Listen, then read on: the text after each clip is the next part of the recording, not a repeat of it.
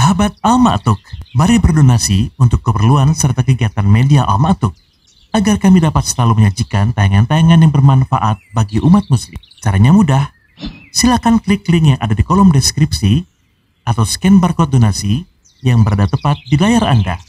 Jazakumullah khairan wa barakallahu fikum.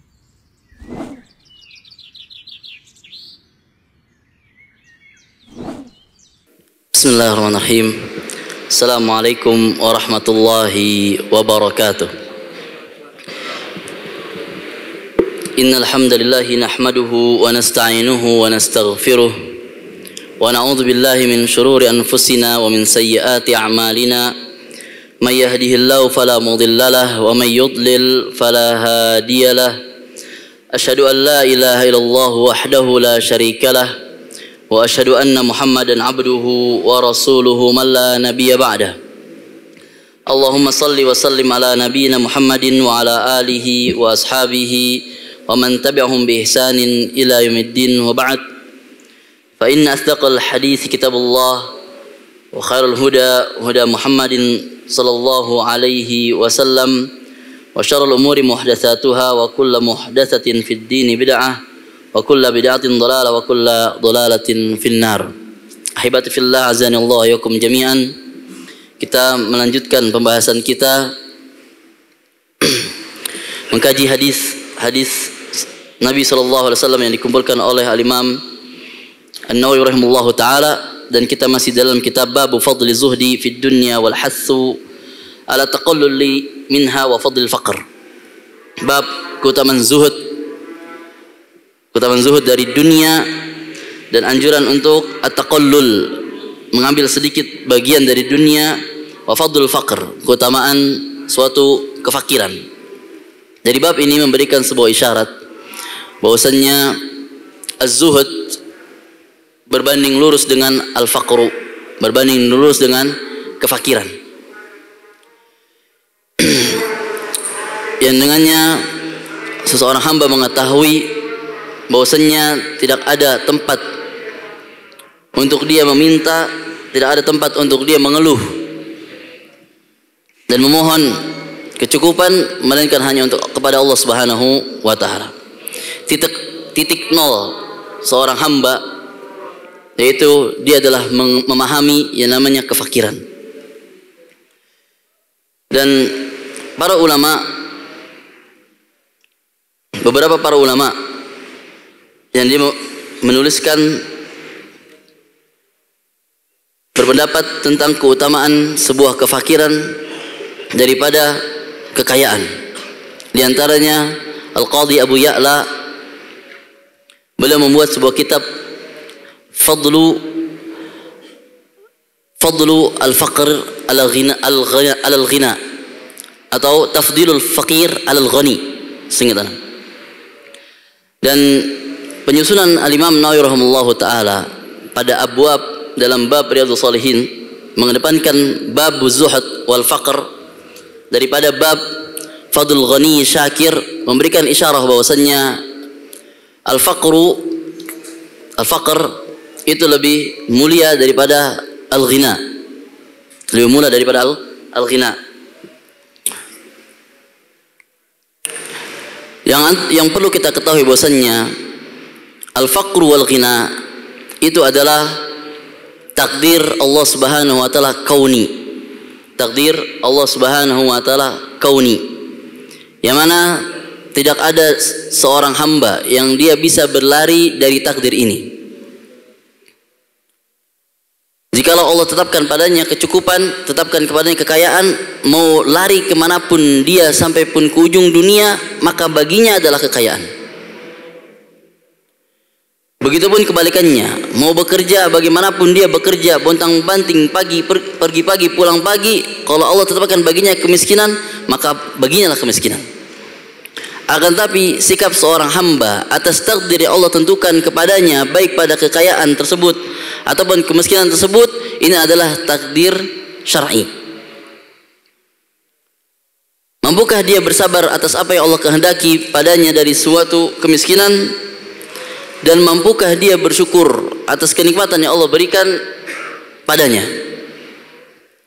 Maka agar kita perlu ketahui bahwasannya banyak di antara hamba-hamba Allah yang Allah uji padanya kemiskinan, dia berhasil, yakni ujungnya adalah sabar. Banyak di antara hamba Allah Subhanahu wa taala ketika Allah uji padanya kemiskinan, muaranya adalah kesabaran. Muaranya adalah kesabaran. Tapi tidak sedikit, atau anak katakan banyak di antara hamba-hamba Allah Subhanahu wa taala yang Allah uji padanya kekayaan ataupun kecukupan, dia gagal untuk mengerti makna syukur.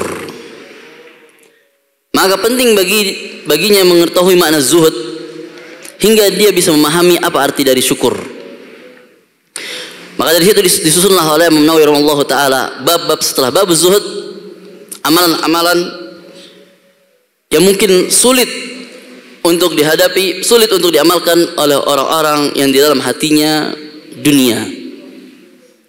Inilah fungsi dari makna sejajar dari az-zuhud wal faqr. Makna sejajar dari makna zuhud dan kemiskinan. Agar memindahkan dunia yang terletak di hati seorang hamba keluar dari hati tersebut, berpindah ke tangan. Sehingga dia menggunakan dunia hanya seperti alat. Jikalau dia inginkan maka digunakan, jikalau tidak diinginkan maka dilepas. Inilah maksud dari mana az-zuhud. Dan bab-bab setelahnya ada bentuk aplikasi dari zuhud, dan ini sulit untuk diamalkan bagi seseorang yang di dalam hatinya terdapat dunia. Dalam hatinya terdapat dunia. Maka kita ambil hadis Nabi SAW yang berbunyi, wa an Amr ibn al-Harith akhi Juwairiyah binti al-Harith ummil mu'minin radhiyallahu taala anhuma. Dari Amr bin Harith, dan dia adalah saudara kandung dari Juwairiyah bintu Harith yang dia adalah salah satu istri dari istri Nabi sallallahu alaihi wasallam, Juwairiyah bintul Harithah, Juwairiyah bintul Harith. Yang nama asli Juwairiyah adalah Al-Barrah, dan dia dinikahi oleh Rasulullah sallallahu alaihi wasallam yang sebelumnya menjadi tawanan perang. Qala Amr bin Haris berkata, "Ma taraka Rasulullah sallallahu alaihi wasallam inda mautihi dinaran wala dirhama wala 'abdan wala amata."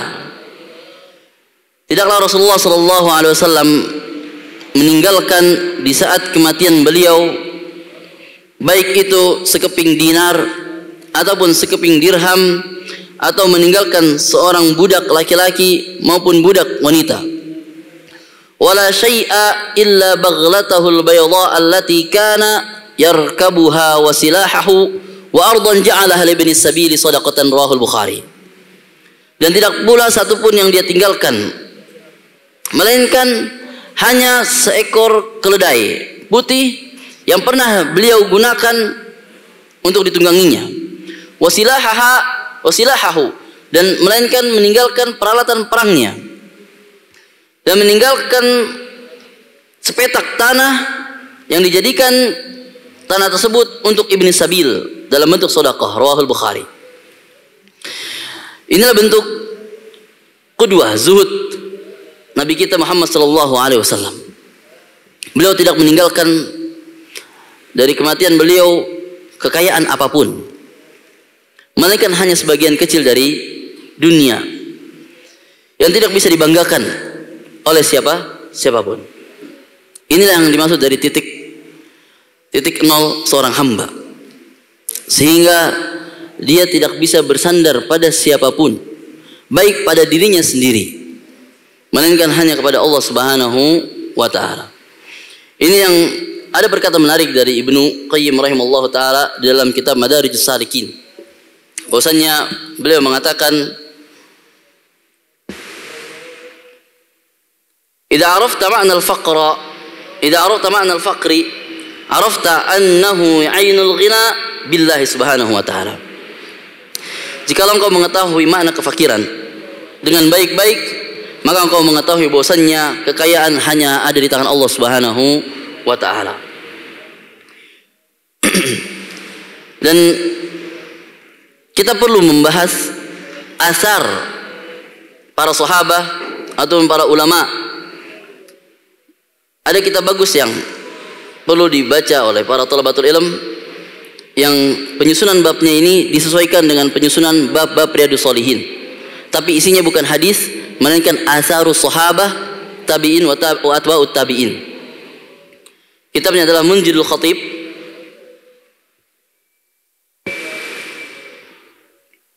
Kitabnya adalah Munjidul Khatib, Rawa'iul Qasasi wal Amsal ma'khuzatun min siyari a'lamin nubala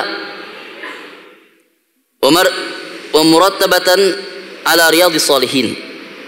Oleh kitab ditulis oleh Syekh Ahmad bin Saqar As-Suwaidi. Beliau di sini menukilkan beberapa perkataan. Dari Jabir radhiyallahu anhu berkata, "Ma minna ahadun adraka ad-dunya illa qad malat bihi illa Ibnu Umar." Jabir bin Abdullah mengatakan, tidaklah di antara kita yang dia mengetahui dunia, yakni tertimpa padanya dunia, illa qad malat bihi, melainkan dia telah condong padanya, yakni terframing dengan dunia. Illa Ibnu Umar, kecuali Ibnu Umar yang berhasil. Dunia, seseorang yang jikalau diberikan kepadanya kenikmatan, maka dunia itu akan menjerat dirinya. Maka dunia itu akan menjerat dirinya. Sehingga berimbas pada sifat seorang hamba tersebut, sifat-sifat apatis. Sifat apatis, tidak peduli apa yang terjadi pada orang lain. Atau lahir pada dirinya sikap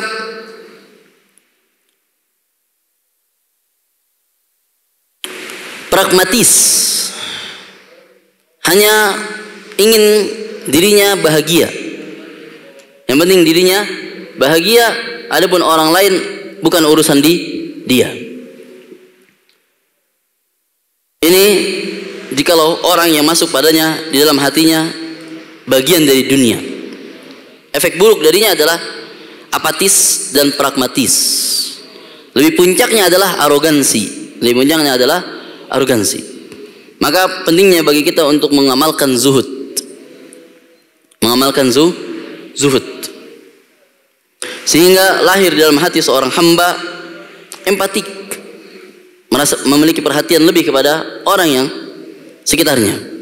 Nah, dari runutan hadis-hadis sebelumnya yang disampaikan oleh para pemateri sebelumnya, di antaranya adalah apa? Unzuru ila man huwa asfala minkum wa la tanzuru ila man huwa fawqakum fa huwa ajdaru alla tazdaru nikmatallahi alaikum. Lihatlah kalian orang-orang yang berada di bawah kalian. Ini agar untuk menumbuhkan sikap empatik, sikap peduli dari orang lain. Kemudian dari Abi Hanifah, beliau mengatakan, ma karumat alaihi nafsuhu lam yakun dunya indahu qadar. Man karumat alaihi nafsuhu, barang siapa yang jiwanya menjadi mulia, barang siapa yang jiwanya dituliskan kepadanya sebuah kemuliaan oleh Allah Subhanahu wa taala, maka didapati di dalam hatinya lam yakun dunya indahu qadar. Dalam hatinya tidak ada bagian dari dunia sedikit pun. Maksudnya orang yang paling mulia jiwanya yaitu adalah orang yang tidak ada dalam hatinya dunia sedikit pun. Dari Sa'id bin Jubair, beliau mengatakan, innamad dunya jam'un min jamil akhirah. Innamad dunya itu dijadikan adalah untuk mengumpulkan dari bentuk-bentuk pengumpulan, untuk mengumpulkan sesuatu untuk mengantarkan dia ke dalam akhirat. Dari Abi Ja'far Al-Baqir qal, man dakhala qalbahu ma fi khalis dinillahi shaghalahu amma siwa min ad-dunya wa ma asa an takuna hal huwa illa markabun raqibtahu aw sabun labistahu aw imra'atun asabtahu. Dari Abi Ja'far Al-Baqir mengatakan, man dakhala qalbuhu ma fi khalis dinihi shaghalahu amma siwa. Barang siapa yang dalam hatinya, yang terdapat di dalam hatinya kemurnian di dalam agama Allah Subhanahu wa taala, yakni keikhlasan untuk mengamalkan agama Allah Subhanahu wa taala, syaghalahu amma siwa, maka dia dibuat sibuk terhadap terhadap akhirat daripada dunia. Minad dunya wa ma asa an takun. Minad dunya, dan dia dibuat dia sibuk dari akhirat, dia dibuat dia fokus terhadap akhirat daripada dunia. Dan dia tidak mengetahui apa yang terjadi pada dunia. Hal huwa illa markabun raqibtahu aw saubun labistahu aw imra'atun asabtahu. Dan dia tidak mengetahui apakah itu dunia, hakikat dunia. Apakah itu adalah bahtera yang dia kendarai, atau dia hanyalah seperti pakaian yang dia pakai, atau imra'atun asabtaha, atau seorang wanita yang didapatkan. Dan zuhud adalah puncak keimanan puncak keimanan hati seseorang, yang dengannya kemuliaan didapatkan. Dan seperti dikatakan oleh Hammad bin Zaid, qala rajulun li Muhammad bin Wasi awsini, qala usika an takuna malikan fid dunya wal akhirah. Dari Hammad bin Zaid, seseorang berkata kepada Muhammad bin Wasi, awsini, berikanlah wasiat kepadaku. Qala, dia mengatakan, usika an takuna malikan fid dunya wal akhirah. Aku berikan wasiat kepadamu untuk menjadi seorang raja di dunia dan di akhirat. Jadilah engkau menjadi raja di dunia dan di akhirat. Qal kaifa? Lalu dikatakan bagaimana caranya dia menjadi raja di dunia dan di akhirat? Qal izhad fid dunya, maka bersikap zuhudlah engkau dari dunia. Dan dalam kitab Madarijus As-Salikin, kitab Jami'ul Ulum wal Hikam, dalam urutan hadis ke-31, bahwasannya Hasan al-Basri, seseorang Arabi, pernah bertanya kepada seseorang, man sayyidu hadil qaryah, siapa tuan dari kampung ini? Orang ini mengatakan Al-Hasan. Yang dimaksud adalah Al-Hasan al-Basri. Al-Hasan al-Basri. Dengan apa dia bisa menjadi tuan kalian? Qal innan nas yahtajuna ila ilmihi wa huwa yastaghni 'anil nas. Manusia dia menjadi pemimpin di Basrah. Hasan al-Basri menjadi pemimpin di Basrah dikarenakan apa? Manusia membutuhkan terhadap ilmunya dan dia tidak membutuhkan manusia sedikit pun. Ahad makna zuhud. Ini adalah maksud dari bab az-zuhud. Semoga ini yang bisa Anda sampaikan. Semoga dengan kita mengamalkan makna zuhud, dan perlu Anda sampaikan seperti Anda sampaikan yang dulu, bahwasanya mengaplikasikan sebuah keimanan, karena zuhud adalah bentuk keimanan hati yang paling tinggi, dan untuk mengaplikasikan sebuah keimanan perlu mentalitas yang sangat kuat. Perlu mentalitas yang sangat kuat, perlu dilatih betul. Jika dalam hatinya masih ada kecintaan pada dunia, maka sulit baginya untuk mengamalkan makna zuhud. Maka sulit baginya mengamalkan makna zuhud dan mengamalkan konsekuensi dari makna zuhud tersebut. Semoga Allah berikan taufik dan hidayah untuk kita semua. Hada wa sallallahu ala nabiyina Muhammadin wa ala alihi washabbihi wasallam. Subhanakallahumma bihamdik asyhadu an la ilaha illa anta astaghfiruka wa atubu ilaik. Wassalamualaikum warahmatullahi wabarakatuh.